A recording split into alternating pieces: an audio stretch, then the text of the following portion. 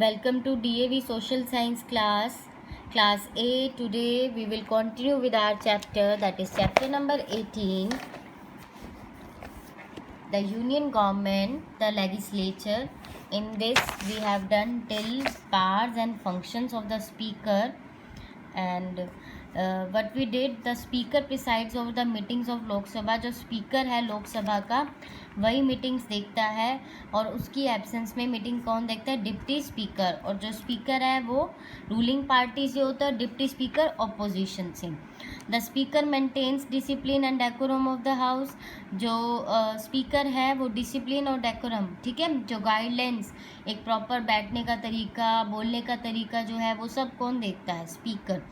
If the situation demands, the speaker can adjourn the house. Adjourn means स्थगित, postpone. तो अगर situation demand करती है, लाइक कोई ऐसी सिचुएशन हो जाती है कि मीटिंग जो है पूरी नहीं हो पाती, तो स्पीकर को अधिकार है कि वो मीटिंग को पोस्टपोन कर सकें. उसके बाद दो और पॉइंट्स थे, लास्ट वीडियो में वो रह गए थे. All the petitions and documents addressed to the house are received by speaker. मान लो अगर किसी ने कोई डॉक्यूमेंट्स शो करने हैं या कोई बिल पास करना है, सबसे पहले डॉक्यूमेंट्स किसके पास जाते हैं? स्पीकर के पास. फिर स्पीकर से सबके पास रेगुलेट होते हैं. It is the Lok Sabha speaker, जो लोकसभा स्पीकर है, who presides over the joint meeting of both the houses of the parliament. Both houses means Rajya Sabha and Lok Sabha, upper house and lower house. Lok Sabha क्या है? Lower house. एंड राज्यसभा क्या है? Upper house. Now we will start Rajya Sabha. देखिए दोनों का ना difference भी साथ साथ समझते जाइए. राज्यसभा में टोटल कितनी सीट हो सकती हैं? 250. और हमने लोकसभा में कितनी पढ़ी थी? देखिए लोकसभा में हमने कितनी पढ़ी? 550 मैक्सिमम. जिसमें से 250 में से 12 मेंबर जो है वो कौन नॉमिनेट करता है? प्रेसिडेंट ऑफ इंडिया नॉमिनेट करता है, राष्ट्रपति नॉमिनेट करता है. और रिमेनिंग 238 रह गए ना, ये स्टेट्स और यूनियन टेरिटरी से. अभी हमने पहले पढ़ा कि जो लोकसभा है वो लोगों को रिप्रेजेंट करता है, रिप्रेजेंट्स द पीपल. और राज्यसभा क्या रिप्रेजेंट करता है? स्टेट्स रिप्रेजेंट करता है, ठीक है. वो पीपल रिप्रेजेंट करते हैं, ये states. By the elected members of state legislative assemblies. जो स्टेट लेजिस्लेटिव असेंबली, मतलब जैसे अभी हमारे नेशनल लेवल पे 2 हाउसेज हैं ना, वैसे ही स्टेट लेवल पे भी 2 हाउसेज होते हैं, विधानसभा and Vidhan Parishad. Her state के अलग अलग. अब जैसे हमने पढ़ा, देखिए कि यूनियन लिस्ट पे कौन कानून बनाता है? पार्लियामेंट में बनता है. तो पार्लियामेंट में कहाँ बन रहा है? लोकसभा और राज्यसभा में. स्टेट लिस्ट में कहाँ बनता है? विधानसभा और विधान परिषद में बनता है. तो वहाँ पर जो मेंबर्स होते हैं उनमें से वो मेंबर कुछ चुन के कहाँ पे आते हैं? राज्यसभा का मेंबर बनते हैं. तो वो स्टेट्स को रिप्रेजेंट करते हैं. 12 nominated members are distinguished with personalities. अब जो प्रेसिडेंट 12 लोगों को चुनेगा वो कहाँ कहाँ से होंगे? वो कौन सी फील्ड से होंगे? आर्ट से, literature, science, social service, sports, मतलब बहुत सारे ऐसे फील्ड्स हैं जहाँ से वो चुने जाते हैं. अब क्वालिफिकेशन क्या होनी चाहिए राज्यसभा के मेंबर बनने के लिए? एक पहली बात, वो सिटीजन ऑफ इंडिया होना चाहिए, और उसकी एज जो है 30 ईयर से कम नहीं होनी चाहिए. मतलब मिनिमम जो है वो 30 होनी चाहिए, और उसका नाम वोटर्स लिस्ट में होना चाहिए. और उसमें हमने कितनी पढ़ी थी? 25 ईयर्स, ठीक है. And do you know people do not participate directly in the election of Rajya Sabha members. The members are elected indirectly by the state legislator elected MLAs only. Directly अब राज्यसभा के मेंबर नहीं बन सकते हो. स्टेट लेजिस्लेटर सिलेक्ट करते हैं कि हमारे स्टेट को ये जो लोग हैं ये रिप्रेजेंट करेंगे राज्यसभा में. दिल्ली स्टेट नहीं है इसलिए, लेकिन जो दिल्ली है, yet its assembly elects 3 members to the Rajya Sabha. लेकिन फिर भी दिल्ली से 3 मेंबर चुने जाते हैं राज्यसभा के लिए. अभी हमने पढ़ा ना, स्टेट्स को रिप्रेजेंट करती है, लेकिन दिल्ली जो है स्टेट नहीं है, फिर भी इसे 3 मेंबर जो है वो चुने जाते हैं. ये यूनियन टेरिटरी है और हमारी जो इंडिया है उसकी कैपिटल भी है. Election and tenure. अब इनको इलेक्ट कैसे किया जाता है? अनलाइक लोकसभा की तरह राज्यसभा जो है परमानेंट हाउस है, which can never be dissolve. इसे ख़त्म नहीं कर सकते आप, भंग नहीं कर सकते. वो तो हर 5 साल बाद आपको पता है ख़त्म हो जाएगा. आफ्टर एवरी 2 years, हर 2 सालों के बाद इसके 1/3 मेंबर्स को, टोटल जितने भी होंगे उसके 1/3 मेंबर जो है रिटायर कर दिए जाते हैं। क्या हो जाते हैं? रिटायर। और सारे एक साथ में रिटायर नहीं होते। तो अब मान लो कोई 5 साल पहले मतलब वहाँ पर आया, तो वो अपना टाइम पीरियड 6 years का कंप्लीट करेगा। 6 years का होता है ना इसका टाइम पीरियड, और लोकसभा में 5 years का होता है। 6 साल पूरे करने के बाद वो रिटायर हो जाता है, लेकिन हर 2 साल बाद 1/3 मेंबर्स रिटायर कर दिए जाते हैं। इलेक्शंस जो है are held to fill the seats, उन्हीं सीट्स को भरने के लिए किए जाते हैं। देयरफॉर जो एक एक सदस्य है वो 6 साल तक राज्यसभा का मेंबर बन सकता है। जो भी राज्यसभा का मेंबर है वो 6 साल की अवधि के लिए, टाइम पीरियड के लिए बन सकता है। प्रिसाइडिंग ऑफिसर्स, कौन देखता है मीटिंग्स को? ओवरव्यू सुपरविजन जो है वो कौन करता है? The vice president. इंडिया का जो वाइस प्रेसिडेंट है, मेन राज्यसभा वही संभालता है। वो एक्स ऑफिशियो चेयरमैन होता है राज्यसभा का। अभी प्रेजेंट में कौन है? देखिए प्रेजेंट में ये हमारे जो है इंडिया के वाइस प्रेसिडेंट हैं इंडिया के, मिस्टर वेंकैया नायडू। इनका पूरा नाम आप लिख लीजिए, यहाँ पर लिखा नहीं है, ठीक है। ये इनका पूरा नाम है। ये प्रेजेंटली क्या है? वाइस प्रेसिडेंट, और यही राज्यसभा को देखते हैं, इसलिए chairman of Rajya Sabha. Like the Lok Sabha speaker, Lok Sabha speaker की तरह ये राज्यसभा जो है वैसी मीटिंग्स होती हैं, उसकी कंडक्ट भी की जाती है, डिसिप्लिन और डेकोरम भी मेंटेन किया जाता है, लेकिन किसके द्वारा? वाइस प्रेसिडेंट के द्वारा। सिंस द वाइस प्रेसिडेंट जो है किसी भी हाउस का इस हाउस का मेंबर नहीं है, हाउस का मेंबर नहीं है, वो सिर्फ देख रेख करता है, और उसे वोट करने का भी अधिकार नहीं है। ये फिलअप्स में भी आएगा, ठीक है। ये इसको वोट करने का भी अधिकार नहीं है। मान लो कोई बिल पास हो रहा है, लेकिन वाइस प्रेसिडेंट जो है अपना कोई भी पॉइंट ऑफ व्यू नहीं रख सकता, लेकिन लोकसभा का स्पीकर जो है वो अपना पॉइंट ऑफ व्यू रख सकता है और अपना वोट जो है वो कास्ट कर सकता है। राज्यसभा इलेक्ट्स इट्स, जो राज्यसभा है अपना डिप्टी चेयरमैन कहाँ से? अपने मेंबर से ही इलेक्ट करती है। Who performs duty of chairman, मान लो चेयरमैन एब्सेंट है, चेयरमैन मीन्स वाइस प्रेसिडेंट जो है एब्सेंट है, तो जो डिप्टी चेयरमैन है वो उसकी रिस्पॉन्सिबिलिटी लेगा। पावर्स और फंक्शंस क्या है यूनियन पार्लियामेंट की हम बात कर रहे हैं, ठीक है। लेजिस्लेटिव पावर्स क्या है? The parliament is the highest law making body, जो पार्लियामेंट है वही लॉ बनाती है और कोई लॉ नहीं बनाता, हाईएस्ट लॉ मेकिंग बॉडी है ये। It makes laws on the all subject and listed on the union list और कॉन्करेंट लिस्ट, ठीक है। जो स्टेट लिस्ट है उसमें विधान परिषद जो है वो लॉ बनाती हैं, एंड द रेजिडरी सब्जेक्ट्स जो है वो पार्लियामेंट बनाती है। अंडर स्पेशल सर्कमस्टांसिस, ऐसा भी हो सकता है वो स्टेट लिस्ट पे भी लॉ बना दे, जब उसे ऐसा लग रहा हो स्टेट अच्छे से लॉ नहीं बना पा रहा तो पार्लियामेंट स्टेट लिस्ट पे भी लॉ बना सकती है। द मेकिंग ऑफ लॉ बनाने का जो तरीका है वो किसने इंट्रोड्यूस किया था? कैसे स्टार्ट होता है? एक लेजिस्लेटिव मतलब legal proposal, legislative means legal, कानूनी प्रपोजल आता है जिस पे स्टैम्प वगैरह लगी होती है कि पहले कानून बनने से पहले वो क्या होता है? Bill.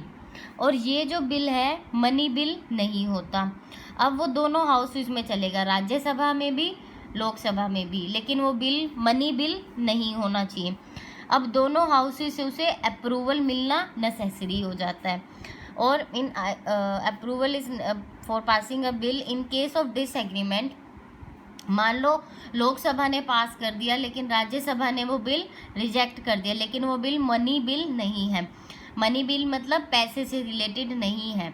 Applicable to ordinary bill only, majority vote is taken. अब ज्वाइंट मीटिंग होएगी राज्यसभा और लोकसभा की, ज्वाइंट मीटिंग में जहाँ पर मेजोरिटी वोट होगा और वो बिल पास कर दिया जाएगा। There is no provision to hold a joint meeting in case of money bills, लेकिन मनी बिल्स में आप ज्वाइंट मीटिंग नहीं कर सकते। मनी बिल्स और अमेंडमेंट बिल्स, अमेंडमेंट मतलब जैसे कॉन्स्टिट्यूशन में कोई लॉ बना रखा है उसे चेंज करना है तो वो क्या हो जाता है? अमेंडमेंट बिल हो जाता है। After a bill is approved by both houses, अब दोनों हाउसेस ने बिल को अप्रूव कर दिया है, it is to the president, अब वो प्रेसिडेंट पास जाएगा। प्रेसिडेंट के साइन के बिना कोई बिल कानून नहीं बनता।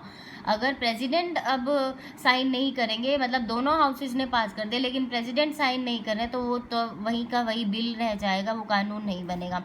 और अगर प्रेसिडेंट ने साइन कर दिए तो वो बिल क्या बन जाएगा, लॉ बन जाएगा।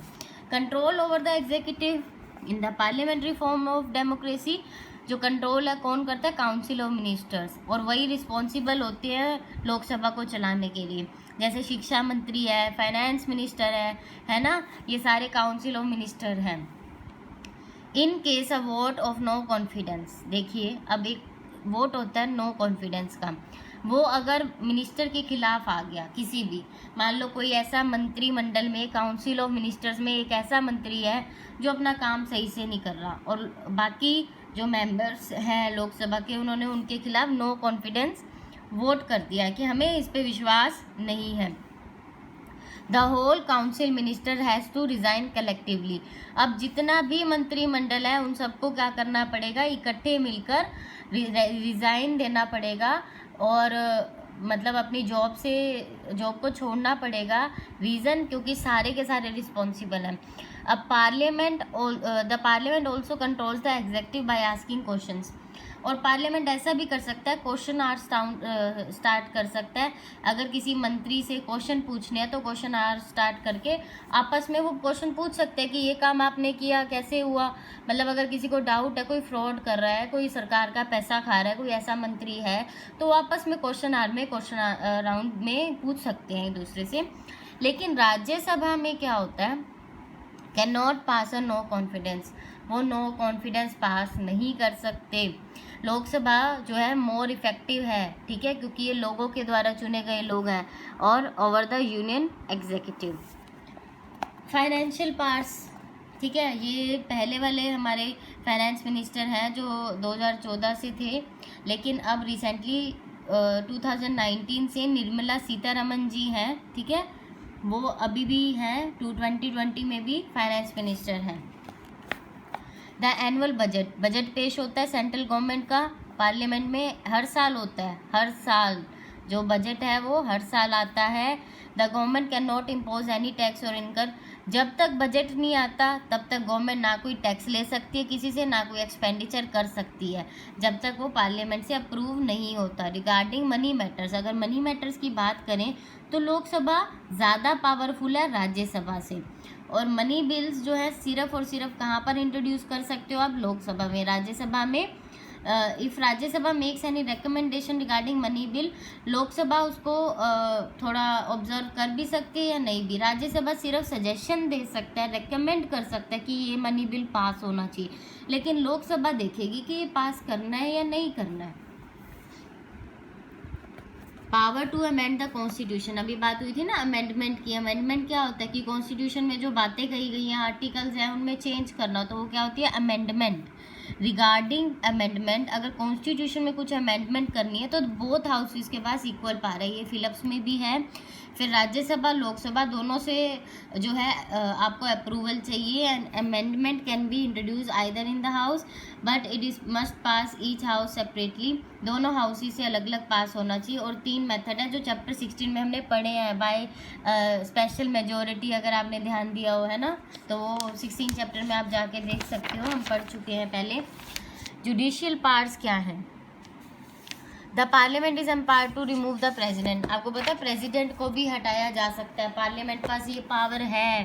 प्रेजिडेंट भी तो गलत काम कर सकते हैं ना, लेकिन अभी तक ऐसा हुआ नहीं, ना ही होपफुली होगा, बट अगर एक प्रॉपर वे में सरकार को बनाया गया है, प्रेसिडेंट अगर कोई गलत काम करता है तो कौन हटा सकता है, पार्लियामेंट, ठीक है, पावर है पार्लियामेंट पास। और जजेस ऑफ सुप्रीम कोर्ट, आपको पता है ना सुप्रीम कोर्ट से ऊपर कोई कोर्ट नहीं है, तो सुप्रीम कोर्ट के जजेस के पास भी पावर है और हाई कोर्ट के, ठीक है, ये तीनों मिलके प्रेसिडेंट को हटा सकती हैं अगर वो गलत काम करे तो। द प्रोसीजर जो है, इस प्रोसीजर को क्या बोलते हैं, impeachment. For this a resolution has to be pass by both the houses, दोनों हाउसेज से, मतलब राज्यसभा लोकसभा से स्पेशल मेजोरिटी से ये पास होना चाहिए, एब्सोल्यूट मेजोरिटी से, या फिर 2/3 मेजोरिटी ऑफ मेंबर्स जो है वहाँ पर प्रेजेंट और वोट करें कि हाँ we are agree for this thing.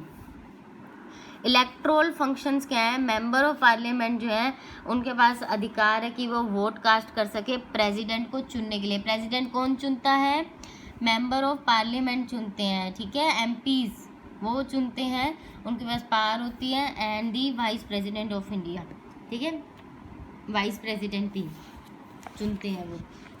अब ये कुछ एक प्राइम मिनिस्टर्स हैं जिनका टाइम पीरियड भी दे रखा है कि वो इतने साल से इतने साल तक प्रधानमंत्री रहे हैं।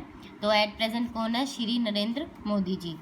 कीवर्ड्स में आप देख लीजिए, बजट दे रखा है, constituency, decorum, ex officio. Budget क्या है, एक एस्टिमेशन है, अनुमान लगा लिया आपने कि इस साल हमें ये इनकम होगी यहाँ से और इतना इतना एक्सपेंडिचर होगा for a particular time period, वो क्या है बजट। कॉन्स्टिट्यूएंसी क्या है, एक ऐसा डेमोक्रेटिक एरिया जहाँ पर वोटर्स अपना रिप्रेजेंटेटिव चूज करते हैं। डेकोरम क्या है, dignified behaviour and order lines, कि आपको इस ऑर्डर में बिहेव करना है। एक्स ऑफिशियो क्या, by virtue of being in office और होल्डिंग एन ऑफिशियल पोजीशन, ऐसा पर्सन जिसने कुछ ऑफिशियल पोजीशन होल्ड किया है। जल्दी से एक्सरसाइज करिए अब। फर्स्ट का आंसर है ए, सेकंड का आंसर है डी, एंड थर्ड का आंसर है ए, फोर्थ का आंसर है सी, फिफ्थ का आंसर है D. Filling the blanks, union, centre, state.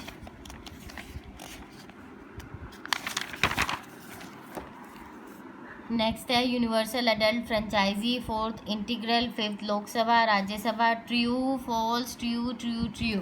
सो अब आपने ये पूरा चैप्टर क्या करना है, अच्छे से रिवाइज करना है, और इसके सोल्व जो है क्वेश्चन आंसर्स ये जो पीछे आपको दे रखे हैं ये आपको लिंक में मिल जाएंगे इस वीडियो के डिस्क्रिप्शन बॉक्स में, तो आप वहाँ से अच्छे से देख के कर सकते हैं। तो अब आपने क्या करना है, अच्छे से ये चैप्टर रीड करना है। Okay bye.